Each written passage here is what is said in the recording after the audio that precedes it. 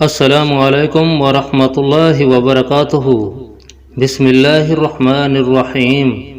حضرت عبید بن عمیر سے روایت ہے کہ جب اللہ تعالیٰ نے اصحاب فیل کو ہلاک کرنے کا ارادہ فرمایا تو اللہ تعالیٰ نے ان پرندوں کو بھیجا جن کو سمندر سے نکالا گیا تھا اور وہ ابابیلوں کے مشابہ تھے۔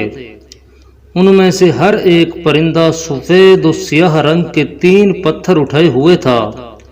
2 پتھر اس کے پاؤں میں تھے اور 1 پتھر اس کی چونچ میں۔ راوی کہتے ہیں پس وہ پرندے آئے یہاں تک کہ انہوں نے اصحاب فیل کے سروں پر صفیں بنا لیں۔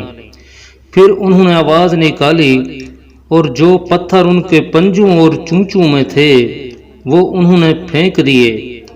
پس کوئی پتھر کسی آدمی کے سر پر نہیں گرتا تھا مگر یہ کہ اس کی دبر سے خارج ہوتا، اور آدمی کے جسم کے کسی حصہ پر نہیں لگتا تھا مگر یہ کہ دوسری جانب سے نکل آتا تھا۔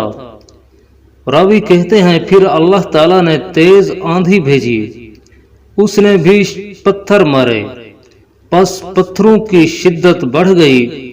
راوی کہتے ہیں پس وہ تمام لوگ ہلاک کر دیے گئے۔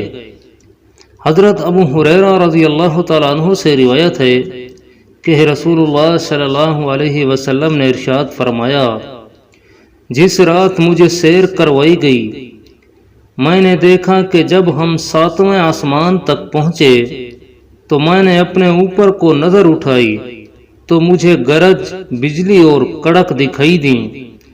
آپ صلی اللہ علیہ وسلم فرماتے ہیں کہ میں ایک گروہ کے پاس آیا، ان کے پیٹ گردنوں کی طرح تھے اور ان میں سانپ تھے جو باہر سے نظر آ رہے تھے۔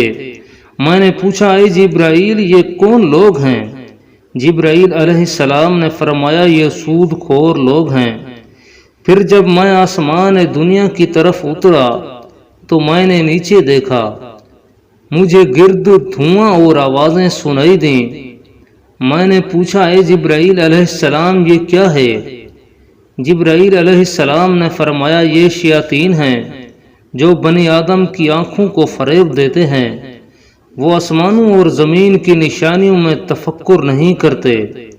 اگر یہ چیزیں نہ ہوتیں تو بنی آدم کو عجائبات دکھائی دیتے۔